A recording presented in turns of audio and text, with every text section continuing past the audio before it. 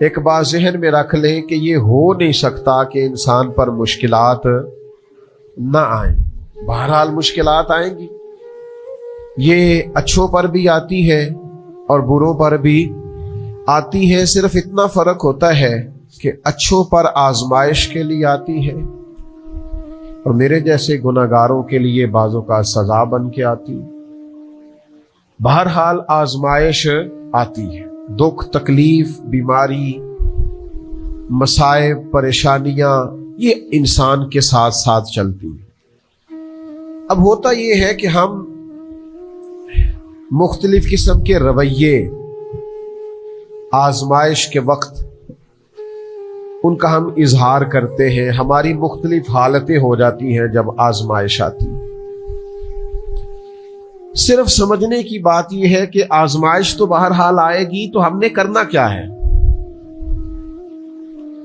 اب بہت سارے لوگ، ان کو پتا ہوتا ہے کہ گرمی کا موسم آ رہا ہے، تو اس سے پہلے وہ کیا کرتے ہیں؟ جن کے پاس سہولیات ہوتی ہے وہ اپنا اے سی ٹھیک کرا لیتے ہیں، اس کی ریپیئرنگ کا کوئی کام کرنا ہو کرا لیتے ہیں، جن کو وہ میسر نہ ہو وہ پنکھوں کو صاف کر لیتے ہیں۔ کچھ لوگ سمجھتے ہیں کہ میرے پاس لباس سارا موٹا ہے تو میں باریک موسم کے مطابق لباس خرید لوں، بنوا لوں۔ سردی کا موسم آتا ہے تو ہم نے دیہاتوں میں دیکھا تھا کہ ہماری مائیں پرانی رضائیاں بھی نئے سرے سے تیار کرا لیتی تھی، ان کی تیاری کرا لی جاتی تھی، تو پتہ ہوتا ہے کہ یہ موسم بہرحال آنا ہے۔ پھر حکومتیں بھی کچھ تدابیر کرتی ہیں، کچھ ویکسینیشنز ہوتی ہیں کہ یہ اس مرض کا اس موسم میں پھیلنے کا خطرہ ہے، تو کیا کیا جائے؟ تو کیا یہ جائے کہ اس موسم کے لیے اس بیماری کے پھیلنے کا خدشہ ہے تو اس کی یہ ویکسینیشن ہے، یہ وقت پر کرا لی جائے تاکہ انسان جب وہ بیماری آئے تو آنے سے پہلے اس کے پاس تدابیر موجود ہو۔ آزمائش تو آئے گی، کرنا کیا ہے؟ سب سے پہلی بات یہ ہے کہ جب انسان پر آزمائش آئے تو اسے اپنے آپ کو کنٹرول کرنا ہے، واویلا نہیں کرنا، شور نہیں کرنا، ہاتھ پیر نہیں پھولنے چاہیے، بہت زیادہ انزائٹی، ڈپریشن اسے نہیں ہونا چاہیے، اسے اپنے آپ کو کنٹرول کرنا چاہیے۔ باقی جو لوگ مدد کے لیے آئیں گے وہ بعد میں پہنچیں گے، جو ڈاکٹر اس کے پاس آئے گا اس کو بھی فون جائے گا، وہ تیاری کرے گا، وہ نکلے گا، گاڑی نکالے گا، آنے میں ٹائم لگے گا۔ اس کے پاس اگر ریسکیو والی ٹیمیں آئیں گی تو وہ بھی ٹائم، سب سے پہلے اس سے ذہنی طور پر مشکل کے آتے ہی اسے یہ دیکھنا چاہیے کہ میرا اپنا کنٹرول لیول کس طرح کا، اسے اپنے آپ کو بہت اعتماد میں رکھنا ہے، تحمل میں رکھنا۔ مشکل آ گئی ہے، اب یہ فوراً نہیں جائے گی۔ ایک اصول سمجھ لیں کہ نبی پاک علیہ السلام نے فرمایا کہ صبر وہ ہے جو پہلے صدمے کے وقت کیا جاتا ہے، جو عین مصیبت جب آئے اس وقت جو لوگ صبر کرتے ہیں اس کو صبر کہا جاتا ہے۔ جس کو ہفتے کے بعد آیا وہ صبر نہیں، وہ تو زخم ہی ٹھیک ہو گیا ہے۔ جس نے 1 مہینے کے بعد کہا ہے مجھے صبر آ گیا ہے، تو وہی وہ تو اب تو زخم ہی مندمل ہو گیا، اب تو وقت نے مرہم پٹی کر دی۔ تو سب سے پہلی بات یہ دیکھیے کہ خود پر آپ کو کتنا قابو حاصل ہے، آپ نے خود کس طرح کا رویہ کرنا ہے۔ آپ بالکل پریشان ہو رہے ہیں، آزمائش میں آ رہے ہیں، ہاتھ پیر پھول رہے ہیں، تو اس سے آپ اور زیادہ پریشان ہو جائیں گے۔ مشکلات آ جاتی ہیں، تکلیفیں آ جاتی ہیں، زندگی میں حادثات ہو جاتے ہیں جو آپ نہیں چاہتے، جس کا آپ نے کبھی تصور نہیں کیا ہوتا، وہ کام بھی کئی دفعہ ہو جاتا ہے۔ اب اس میں کرنا کیا ہے؟ اس کو کس اینگل سے دیکھنا ہے؟ مصیبت، پریشانی، دکھ، حادثہ، واقعہ، غیر متوقع چیز آپ کی زندگی میں آ گئی، آپ توقع نہیں کر رہے تھے، آپ تو کسی اور چیز کے لیے تیار تھے، آپ کے تو ارادے کچھ اور تھے، لیکن کچھ حالات اور ہو گئے، آزمائش اور طرح کی ہو گئی، اور ایسی آزمائش ہو گئی جس کا آپ کا ذہن نہیں تھا کہ یہ بھی میرے لیے ہو سکتی ہے. آپ نے سوچا ضرور ہوا تھا کہ آزمائش آئے گی، لیکن اور چیزوں کو آپ سوچ رہے تھے، میں نے یہ ٹھیک کرنا ہے، میں نے یہ ٹھیک کرنا ہے، میں نے اس پر خیال رکھنا ہے. لیکن تکلیف نے، دکھ نے، آزمائش نے رستہ کوئی اور بنا لیا. تو اب یہ کیا ہے؟ ہم چونکہ متلاشی ہوتے ہیں سکون کے، راحت کے، کہ اب میں نے یہ ٹھیک کر لیا ہے، اب میں نے گھر بنا لیا، میرے بچے تھوڑے سیانے ہو گئے، فلاں کام میں نے آپ اپنے حساب سے اب درست سمت کرتے ہیں. لیکن یہ بیچ میں سے ایک مصیبت اور آ گئی تو کس اینگل سے دیکھنا ہے؟ ترمذی شریف کی حدیث سنیے. نبی پاک علیہ السلام نے فرمایا، رب جسے بڑا ثواب دینا چاہتا ہے نا، اسے بڑی آزمائش میں مبتلا کرتا ہے. اور اگلے لفظ سنیں گے تو آپ اور خوش ہو جائیں گے. حضور فرماتے ہیں جب اللہ تعالیٰ کسی قوم سے محبت کرتا ہے نا تو پھر انہیں آزمائش میں ڈال دیتا ہے. جو اس آزمائش میں رب سے راضی رہے نا، رب بھی اس سے راضی رہتا ہے. اور جو اس آزمائش میں ناراض ہو جائے نا، شکوے کرنے لگ جائے رب کے، اللہ بھی اس سے ناراض ہو جاتا ہے. آزمائشیں تو آئیں گی، دکھ تو آئیں گی، یہ آ جاتے ہیں، ان کا بڑا مزہ ہوتا ہے. آپ کو پتہ ہے زخموں کا بھی مزہ ہوتا ہے. زخم ٹھیک ہونے پہ آ جائے نا کبھی، اس پر انگلی رکھ کے دیکھے مزہ آتا ہے. اس پر ہلکی ہلکی خارش کرنے کو جی چاہتا ہے زخم، لیکن اگر پکا ہو جائے نا تو مزہ دینے لگ جاتا ہے. زخموں کو پکا لو، زخموں کو پختہ کر لو، یہ مزہ دینے لگ جائیں گے. اگر آپ زخموں کو پکائیں گے نہیں، کچا زخم رشتہ ہے، لیکن پکا ہو جائے پھر مزہ دیتا ہے. تکلیف اگر آپ سمجھیں کہ میرے محبوب کی طرف سے آئی، ویسے محبوب پہ غصہ نہیں آتا، پتہ آپ کو؟ جس سے پیار ہو جائے اس کی بری باتیں بھی انسان کو اچھی لگتی ہیں، اس کا عیب نظر نہیں آتا. آپ کو کبھی یہ اندازہ ہو جائے نا کہ دکھ جو آیا ہے، تکلیف جو آئی ہے، راحت جو آئی ہے، کرم جو آیا ہے، عطا جو آئی، تو یہ آئی ہے محبوب کی طرف سے. یعنی دکھ آیا ہے، آیا کدھر سے ہے؟ اچھا چلیں ٹھہرے، آپ رکیں، میں بتاتا ہوں آپ کو. میں ایک دفعہ نا کچھ بیمار تھا زیادہ، اور منفرد بات یہ، انوکھی بات یہ کہ میرا ایک بچہ بھی بیمار تھا. اور اس پر تھوڑی سی مشکل یہ کہ کچھ چھوٹی موٹی ارد گرد کی پریشانیاں بھی تھیں. یہ تعمیری کام چل رہا ہے، فلانا کام چل رہا ہے، فلانا کام چل رہا ہے، تو سمجھ لیں 5 10 20 چیزیں کٹھی ہو گئیں. تو میری طبیعت پر کچھ بوجھ بن گیا،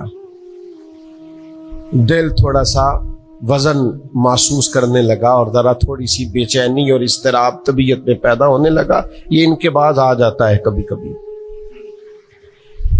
تو اس کی تدبیریں، اس کے معاملات بھی میں دیکھ رہا تھا، لیکن تھوڑا سا نا زیادہ ذہنی طور پر میں اپنے آپ کو تکلیف میں محسوس کرتا تھا. تو ایک رات میں تسبیح میرے ہاتھ میں تھی، تو میں حسب اللہ و نعم الوکیل نعم المولا و نعم النصیر، اس کا میں وظیفہ پڑھ رہا تھا. تو پڑھتے پڑھتے میں نے نا سائیڈ چینج کی، رخ پھیرا. اچھا کبھی کبھی یہ ہوتا ہے کہ آپ کے اندر سے ہی دکھ اٹھ رہا ہوتا ہے، اور کئی دفعہ آپ کے اندر سے ہی سکھ اٹھ آتا ہے، جواب آ جاتا ہے. یعنی آپ کا دل بھی تو مفتی ہے نا، وہ بھی تو فتوے جاری کرتا ہے نا. آپ کی روح بھی تو عالم ہے نا، وہ بھی تو آپ کو مسئلے بتاتی ہے نا. آپ کا ذہن بھی بہت بڑا، یہ کئی دفعہ جب اداس ہوتا ہے تو اس نے کوئی مایوسی سوچ لی یا طے کر لی، خوش ہوتا ہے تو اس نے اندر سے ہی کوئی نعمت تلاش لی. میں نے رخ چینج کیا تو میرے اندر سے آواز آئی، یار تو بڑے بیوقوف ہے، تیرا کسی جگہ نام لکھ دیتے ہیں لوگ، وہاں ہزاروں لوگ جمع ہو جاتے ہیں.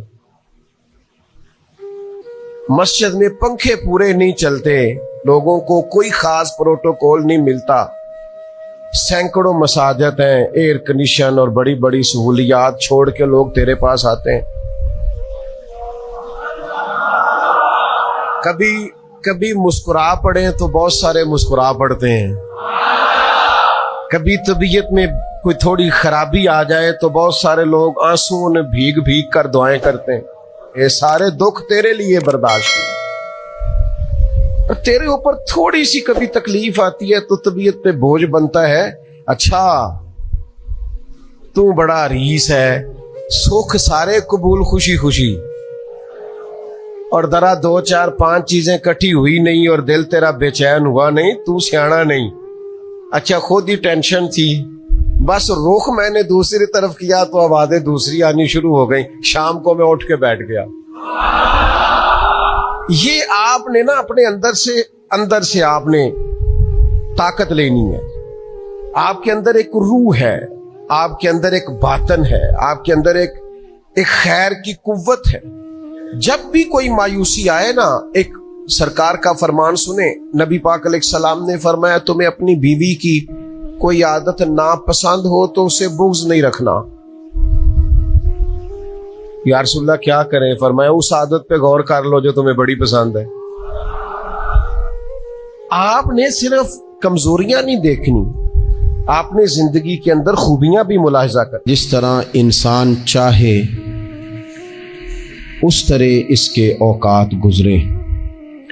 मेहनत करना, कोशिश करना, जद्दोजहद करना इसकी जिम्मेदारी ज़रूर है, लेकिन होगा वही जो रब चाहेगा।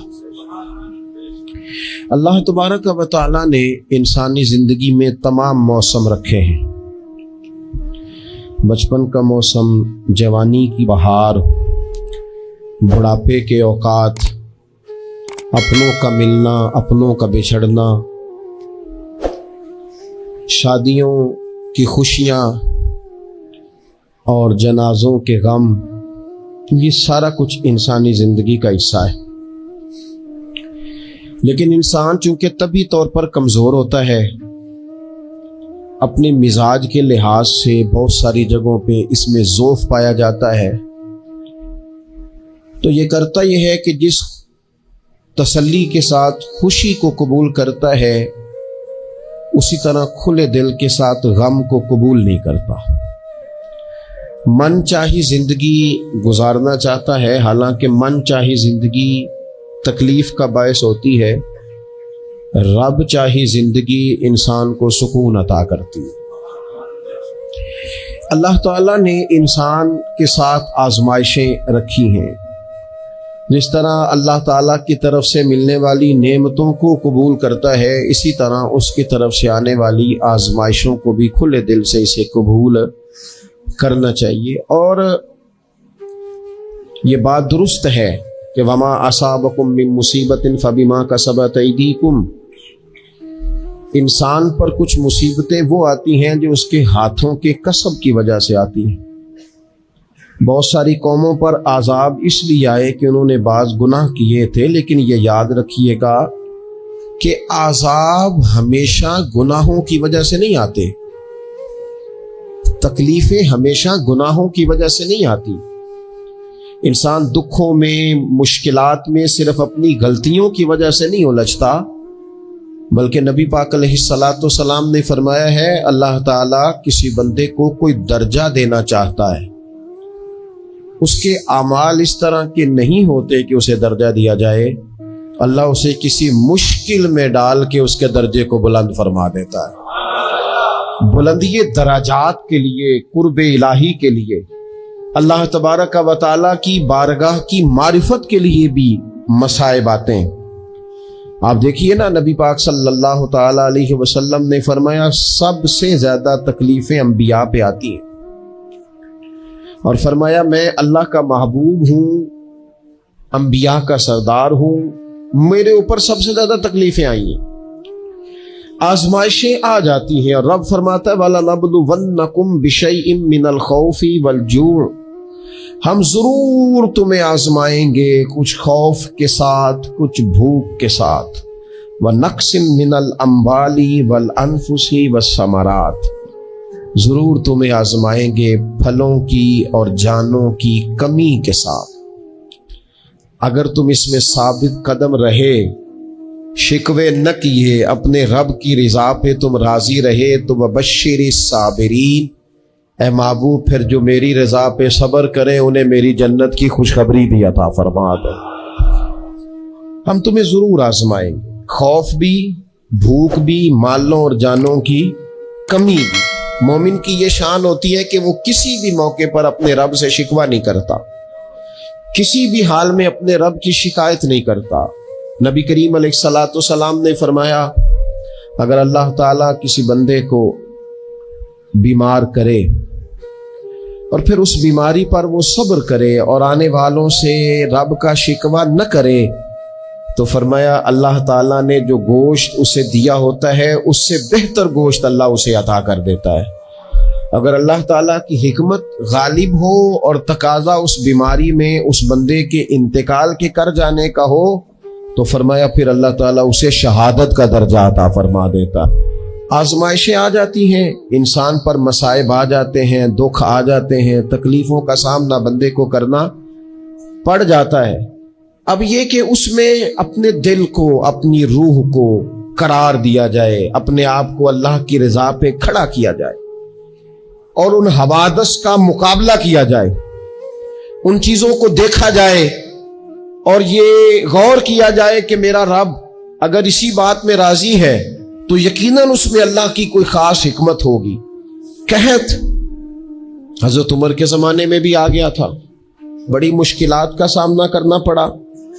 تو ان مصائب میں انسان کو تھوڑا سا پہلے تو ہمت کرنی ہے، پھر اس میں کرنے کا جو کام ہے وہ یہ ہے کہ سب سے پہلا کام تو یہ ہے کہ اپنے رب کی بارگاہ میں کھل کے دعا مانگی جائے، اللہ تبارک و تعالیٰ کے حضور التجائیں کی جائیں، دعائیں کی جائیں، رب کریم کو منایا جائے۔ حضرت عمر فاروق رضی اللہ تعالیٰ عنہ کے زمانے میں جب قحط آیا تھا تو حضرت عمر نبی پاک علیہ السلام کے چچا کو حضرت عباس رضی اللہ تعالیٰ عنہ کو لے کے میدان میں نکلے تھے، اور کیا خوبصورت لفظ انہوں نے ترتیب دیے تھے۔ عرض کرتے تھے مالک پہلے ہم تیری بارگاہ میں محبوب پاک کو لے کے آیا کرتے تھے، آج محبوب نے ظاہری وصال کیا ہے تو تیرے محبوب کے چچا کو لے کے آئے ہیں، تو اے اللہ تو مہربانی فرما اپنے محبوب کے چچا کا صدقہ ہمیں بارش عطا فرما۔ تو بس حضرت عمر نے وہ دعا مانگی، حضرت عباس کو وسیلہ بنایا تو اللہ نے بارش عطا فرما دی۔ اچھا پھر یہ دونوں چیزیں ہمیں حدیث صحیح میں ملتی ہیں۔ ایک نوجوان نے، ایک شخص نے آ کے حضور کی بارگاہ میں عرض کی یا رسول اللہ بارش نہیں ہوتی دعا کر دیں، تو نبی پاک نے ہاتھ اٹھائے دعا کے لیے، اتنے ہاتھ بلند کیے کہ بغلوں کی سفیدی نظر آنے لگی۔ وہ کہتے ہیں ابھی محبوب کے دستے مبارک پوری طرح چہرے پر پھرے نہیں تھے کہ اللہ نے بارش عطا کر دی۔ پھر پورا ہفتہ بارش ہوتی رہی تو لوگوں کو اب بارش کی کثرت کی وجہ سے بعض مسائل بننے لگے تو وہ پھر حاضر ہوئے، عرض کی یا رسول اللہ دعا فرما دیں اب تو کچھ مشکلات بڑھنے لگی ہے۔ تو حضور نے پھر ہاتھ اٹھائے کہ اے اللہ اپنا فضل نصیب فرما، مہربانی فرما، کبھی بارش کی ضرورت ہوتی ہے اور کبھی بارشوں کا کثرت سے ہونا وہ تکلیف کا باعث ہو جاتا ہے بعض جگہوں پر۔ تو کہتے ہیں پھر حضور نے دعا فرمائی، ابھی چہرے پہ ہاتھ نہیں پھیرے تھے کہ مدینہ منورہ میں بارش ختم ہو گئی۔ تو سب سے پہلا اور ضروری کام ہمارا آج مزاج بن گیا ہے کہ ہم تبصرے کرتے ہیں، سیاست کرتے ہیں، اس پر بیٹھ کر اب ایک اور دور آ گیا ہے، ویڈیو بناتے ہیں، موبائل چلاتے ہیں، جو کہ بہت بڑا امتحان ہے ہمارے لیے کہ صرف 20 منٹ موبائل کو ہاتھ نہ لگائیں، بہت بڑا امتحان ہے۔ ہو سکتا ہے بہت سارے لوگ بڑی تکلیف میں آ جائیں کہ پورے 20 منٹ گزر گئے، اس پہ ویڈیو بنائیں گے، اس پہ کومنٹس کریں گے، اس پہ یہ کام ہم کرتے ہیں۔ حالانکہ اگر کوئی ایسی مشکل آ جائے تو شریعت نے ہمیں یہ سبق دیا کہ پہلے دعا، پہلے اللہ کی بارگاہ میں حاضری۔ اکبر الہ آبادی نے کہا تھا کہ مصیبت میں بھی اب یاد خدا ہم کو نہیں آتی، دعا منہ سے نہ نکلی، جیبوں سے عرضیاں ہی نکلی۔ ہم محکموں میں درخواستیں دیتے ہیں لیکن دعا کی طرف بڑھتے بڑا خوبصورت کام ہے۔ سب سے پہلے تو یہ کریں کہ وہ جو ہمارے بھائی تکلیف میں ہیں، مجبوری میں ہیں، ان کے لیے اپنے رب کی بارگاہ میں عرض کریں کہ مالک कुदरतों का मालिक तो तू है, हर चीज तो तेरे दस्ते करम में है, और तू करीम इतना है कि बंदों पे तू गजब नहीं ज्यादा फरमाता, रहमत ही ज्यादा फरमाता है, और तेरी रहमत तेरे गजब पर गलबा रखती है। इसलिए मालिक तू करम फरमा, और ये जो लोग हैं तू इन्हें अपने फजल से ही आसानी अता फरमा ताकि इस मुश्किल से निकल आए। जिन दिनों कहत आया था ना मक्का मुकरमा मदीना तैयबा में हजरत उमर के जमाने में, तो हजरत उमर फारूक फरमाते मैंने बगैर घी के कभी खाना नहीं खाया था, लेकिन मैंने कसम उठा ली थी कि जब तक सब लोगों को राशन खाना मुयस्सर नहीं आता मैं भी घी नहीं खाऊंगा। ये जो इजाफी अखराजात है, एडवांस गाड़ियां बुक कराना, नए मॉडल के मोबाइल खरीदना, ये जो हमारे सिर्फ नाज नखरे हैं, सिर्फ इनको थोड़ा सा क्लोज कर लो। अजीब बात है ना, अजीब जुल्म है ना कि एक बच्चा रात को इसलिए खाना नहीं खा रहा कि उसकी मर्जी का पका हुआ नहीं, और एक तरफ मेरे ही वतन में उस वीडियो ने भी मेरी चीखें निकलवा दी जिसमें एक बेटी, और उसकी उम्र भी बिल्कुल उतनी है जितनी मेरी बेटी की उम्र है, उससे वो साफी पूछता है, पांव उसके नंगे हैं और पांव पे कीड़े चढ़ रहे हैं, तो उससे पूछता है पुत्र क्या चाहिए? वो कहती है सिर्फ रोटी खानी है, कोई मुतालबा नहीं, कोई मुतालबा नहीं, रोटी दा दुख न पूछो, ये रोटी बंदा खा जाती जी, रोटी बंदा खा जाती। अल्लाह करीम ने फरमाया वतआवनु अलल बिर्रि वत्तक़वा, जब तकवे और परहेजगारी का मामला हो तो एक दूसरे के साथ ताउन करो, एक दूसरे के साथ ताउन करो, एक दूसरे का आगे बढ़ के बाजू थामो, खैर के कामों में एक दूसरे की मदद करो, आगे निकलो। हो जाता है कभी कभी ऐसा कि एक भाई के पास बहुत ज्यादा माल होता है, दूसरे के पास कम होता है, और नबी पाक सल्लल्लाहु ताला अलैहि वसल्लम ने इरशाद फरमाया कि याद रखना अल्लाह तबारक व तआला उतनी देर तक तुम्हारी मदद करता है जब तक तुम अपने भाई की मदद करते रहते हो। अल्लाह तुम्हारा मददगार रहता है। और ये जो मुसलमान होते हैं, मोमिन कलमा पढ़ने वाले, इनके बारे में मेरे नबी पाक अलैहिस्सलातु सलाम ने फरमाया कि ये एक जिस्म की मानिंद है, एक जिस्म की तरह है। मोमिन एक जिस्म की तरह है, जिस तरह ये पूरा जिस्म होता है। और हुजूर ने मिसाल दे के बाद समझाई, फरमाया जिस्म का एक हिस्सा तकलीफ में हो ना तो सारा जिस्म उसका कर्ब महसूस करता है, यानी दर्द सिर्फ दांत में है लेकिन रोटी खाने को दिल नहीं करता, किसी से बात करने को दिल नहीं करता, उठ के बाहर जाने को तबीयत नहीं चाहती, पूरा वजूद उसका कर्ब, उसकी तकलीफ महसूस करता है। फरमाया जिस तरह एक जिस्म के एक हिस्से को तकलीफ हो, आप मुझे बताइए ना, आपके दांत में तकलीफ है तो क्या कभी आपके दिमाग ने कहा है कि डॉक्टर के पास नहीं जाना? पैरों ने कहा है मैंने नहीं चल के जाना, ये तो मसला सिर्फ और सिर्फ दांत का है, दांत जाने उसका काम जाने? ऐसा होता नहीं। दांत में तकलीफ होती है तो ज़हन मंसूबा बंदी करता है, वो कहता है यार ये पता करो दांत का डॉक्टर कहां बैठता है। फिर आपकी जुबान हिलती है, मालूमात करती है, फिर आपके पैर चल के वहां जाते, और फिर आप अपने दिल से माफी जमीर वहां बयान करते, फिर आप अपना कमाया हुआ सरमाया खर्च करते हैं। भाई एक दांत को तकलीफ है तो रहने दो, सारे जिस्म को काम में क्यों लगाया है? तो माना यह है कि जब जिस्म का एक हिस्सा तकलीफ में हो बाकी सारे सपोर्ट करते हैं ताकि वो ठीक हो जाए। तो हुजूर ने फरमाया मेरे सारे मोमिन एक जिस्म की तरह, सारे मक्के से हिजरत करके मदीने आए, घर बार पीछे रह गए, जायदादें पीछे रह गई, कारोबार पीछे रह गए। हुजूर ने फरमाया तुम भाई हो। लेकिन वो सहाबा थे ना, उन्होंने भाई भाई अपने आप को सिर्फ तकरीरों में नहीं समझा था, उन्होंने अपने आप को भाई भाई सिर्फ महफिलों के नारों में नहीं समझा था, उन्होंने अपने आप को भाई भाई सिर्फ अदीब शायर की शायरी में नहीं समझा था। वो मन से उनकी आवाजें आती थी हम सचमुच के भाई हैं, उन्होंने तय कर लिया था कि हम भाई हैं। लिहाजा जब हुजूर ने कहा ना आप तुम्हारे भाई वहां से हिजरत करके आए हैं तो इनकी मदद करो, तो फिर उन्होंने सही वाला भाई समझा। धागा रख के अपना घर तकसीम करके आधा अपने भाई को दिया, कारोबार बांट के अपने भाई को दिया। जिसके पास 4 ऊंट थे उसने 2 अपने भाई को दे दिए। चलते कारोबारों में भाइयों को शरीक बना लिया। उन्होंने उन्हें इस तरह करके रखा कि फिर वो जो मुहाजिर थे वो मुहाजिर रहे ही नहीं। उन्हें यूं लगा कि हम तो एक घर से अपने दूसरे घर में शिफ्ट हुए। उन्हें किसी जगह भी कोई तकलीफ नहीं आई। लेकिन अमीर आदमी गरीब को भाई समझने को तैयार होता नहीं। तगड़ा बंदा छोटे के करीब जाने के लिए राजी होता नहीं। जब तक वो खास ज़ेन न बने जो ज़ेन हमें रसूल पाक सल्लल्लाहु अलैहि वसल्लम ने अता किया, उतनी देर तक इंसान उस मकाम तक पहुंच नहीं सकता जहां वो अपने भाई के लिए खैर का मामला करे। तो एक तो ये कि हमें आगे बढ़ना चाहिए, उन लोगों को अपना भाई जानना चाहिए। चौथी बात, इस्लाम के अंदर ना हर जी रूह के साथ नेकी करने का अजर है।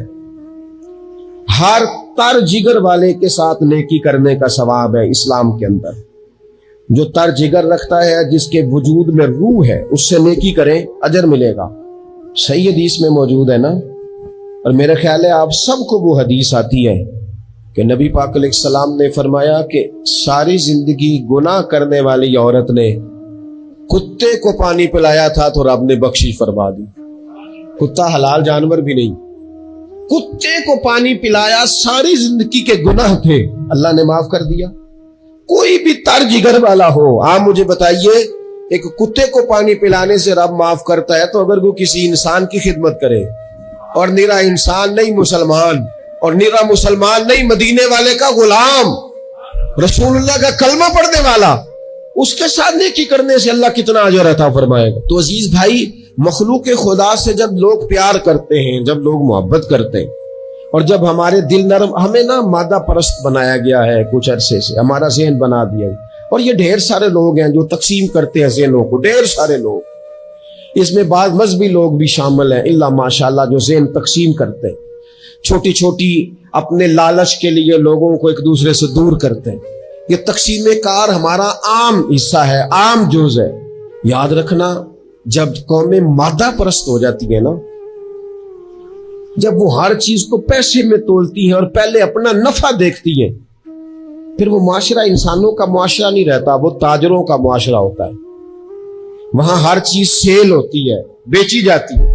दोस्तों, कल्बी तौर पर जब दिलों में गुंजाइश होती है, जब हमारे दिलों में वुसअत होती है, जब हमें प्यार करना आता है, 2 आदमियों का खाना 3 आदमी खा सकते हैं। शर्त यह है कि वो तीसरे को बिठाने की वुसअत रखते हों। 4 आदमियों का खाना 5 आदमी खा सकते हैं। शर्त यह है कि उनके दिलों में गुंजाइश मौजूद हो। याद रखना, एक छत के नीचे, एक ही घर के अंदर 4-5 खानदान गुजारा कर सकते हैं। शर्त यह है कि उनके दिलों में गुंजाइश मौजूद हो। शर्त यह है कि वो कल्बी कैफियत वही रख। लेकिन हमें ना कुछ मस्त सा कर दिया गया है अपनी अपनी दुनियादारी में, कुछ महव से है, कुछ इस तरह का माहौल बना दिया गया, मुझे क्या लेने दें, क्या लेने दें मुझे। मजहबी लोग भी इतने इतने लाख की महफिल नात, इतने इतने लाख का उर्स, इतने इतने लाख की फलानी शह। और खुदा के बंदो, कुछ देर के लिए छोड़ लो, कुछ देर के लिए मेहरबानी कर लो और देखो तो सही, जरूरत किस चीज की ज्यादा है। चलो कोई तो गुंजाइश पैदा करो जिंदगी में, कहीं किसी एक चीज को रोक लो। मुस्तहब का और वाजिब का फर्क ही नहीं समझते।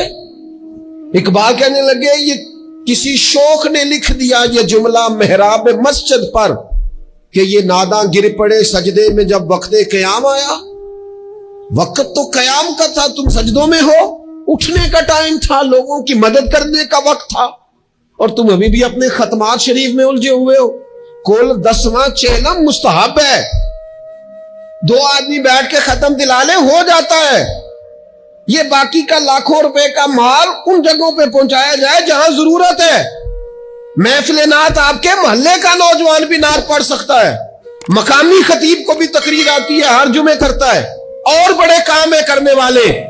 لیکن وہ بس ٹھیک ہے، ہم جہاں لگ گئے وہاں سے ہلنے کو تیار ہی نہیں، ایک مخصوص سا مزاج بنا لیا، اس سے باہر آنا ہی نہیں چاہتے، پسند ہی نہیں کرتے۔ تو اپنی زندگی کے اندر وسعت پیدا کریں، اپنے دل میں وسعت پیدا کریں۔ یاد رکھیں، جب بندہ کسی کے بچوں کا سوچتا ہے تو اللہ اس کے بچوں پر فضل فرماتا ہے۔ جب انسان کسی کا گھر آباد کرتا ہے، رب اس کا گھر آباد کرتا ہے۔ حضرت ابوبکر صدیق فرمایا کرتے تھے، تو اللہ کے دین کی خدمت میں لگ جا، تیرا ذاتی کوئی کام رب رکنے نہیں دے گا، وہ سارے تیرے کام ہوتے رہے۔ ہم کیا سمجھتے ہیں کہ تگڑی تقریروں سے لوگوں کو قریب کر لیں گے؟ ہم کیا سمجھتے ہیں کہ بڑے بڑے پوسٹر لگائیں گے محفلوں کے تو لوگوں کو؟ ہم کیا سمجھتے ہیں حساب صرف نمازوں کا ہونا ہے؟ ہم کیا سمجھتے ہیں کہ حساب صرف ہم سے سجدوں کے بارے میں پوچھا جائے گا؟ یہ بھی سوال ہوگا، یہ بھی صحیح بخاری مسلم میں موجود ہے، صحیح حدیث میں موجود ہے کہ رب فرمائے گا، او بندے میں بھوکا تھا تو نے مجھے روٹی نہیں کھلائی، میں پیاسا تھا تو نے پانی نہیں پلایا، کپڑوں کی حاجت تھی تو لے کے نہیں آیا، میں بیمار تھا تو نے تیمارداری نہیں کری۔ مالک تو کھانے سے پاک، پینے سے پاک، پہننے سے پاک، بیماری سے پاک۔ تو رب کریم فرمائے گا، وہ جو تیرے پڑوس میں بندہ بیمار تھا تو میں ہی تو تھا نا، وہ جو تیرے پڑوس میں آدمی بھوکا تھا تو بندہ تو میرا ہی تھا نا، وہ جو تیرے دائیں بائیں لوگوں کو حاجت تھی تو وہ میرے ہی بندے تھے۔ خدا کے بندے تو ہیں ہزاروں، بنوں میں پھرتے ہیں مارے مارے، میں اس کا بندہ بنوں گا جس کو خدا کے بندوں سے پیار ہوگا۔ کچھ نہ تھوڑا سا اپنے دلوں میں وہ کیا بات کی تھی ساگر نے، اس نے کہا تھا کہ یہی ہے ذوق عبادت کی انتہا ساگر، او غم حیات کے ماروں کا احترام کرو۔ یہ جو غم حیات کے مارے ہیں ان کا احترام کرو۔ 100 گھر تھا مدینہ شریف میں، امام ابو نعیم نے اس کو لکھا ہے۔ ہمارے ہاں بھی لوگ افطاری کراتے ہیں، سیاسی افطاری رمضان میں، سیاسی افطاریاں جن سے ہمیں کام نہیں پڑتا، جن سے ہمیں کل کو کام نکلوانا ہو تو ان کی روٹی پکائی جاتی ہے۔ سیاسی ولیمے، سیاسی دعوتیں، سیاسی لوگوں کے اجتماعات، VIP کے لنگر، یہ ہمارا کلچر بن گیا ہے، یہ ہمارا مزاج بن گیا ہے۔ اور نبی پاک علیہ السلام نے فرمایا، لعنت اس دعوت پر جس میں امیروں کو بلایا جائے اور غریبوں کو نظر انداز کیا جائے، وہ تو ملعون دعوت ہے۔ 100 گھر پورا تھا مدینہ منورہ میں، جس میں 3 وقت کا کھانا، بچوں کے کپڑے، اگر کوئی بیمار ہو جاتا تو دوائیاں، اور دے کون جاتا ہے اللہ ہی بہتر جانتا ہے۔ ایک نقاب پوش آتا تھا، دروازے پہ دے جاتا تھا، نام پوچھتے تھے تو ناراض ہو جاتا تھا، اور یہ ایک دن کام نہیں ہوا، سالوں یہ کام جاری رہا، پتہ ہی کوئی نہیں کون دے جاتا ہے، کوئی خبر ہی نہیں۔ پھر اچانک 2-3 دن ہو گئے، وہ لنگر آنا بند ہوا، وہ اخراجات اٹھانے ختم ہوئے۔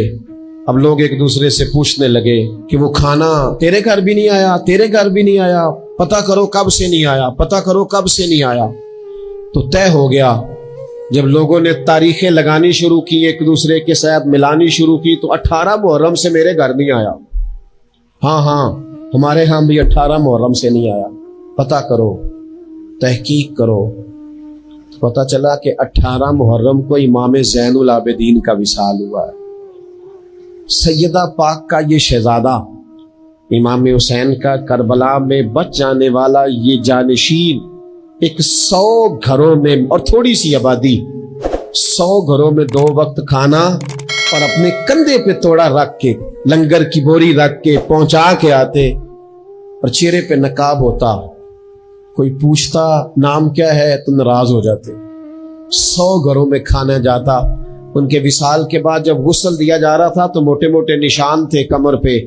لوگوں نے ان کے بیٹے سے پوچھا کہ یہ کیا ہے، تو فرمانے لگے میرے والد اپنے کندھوں پہ تھیلے رکھ کے آخر عمر تک گھروں میں پہنچا کے آتے رہے۔ لوگوں نے کہا حضور آپ کیوں نہیں جاتے تھے، آپ جوان تھے؟ تو آپ کے شہزادے کہنے لگے میں کہتا تھا ابا جی سے کہ میں نہ چلا جاؤں، تو فرماتے تھے پتر اگر تو جائے گا تو پھر تجھے اس غریب کا نام بھی بتانا پڑے گا، میں تیرے سامنے پردہ نہیں کھول سکتا، یہ میرا اور میرے رب کا راز ہے۔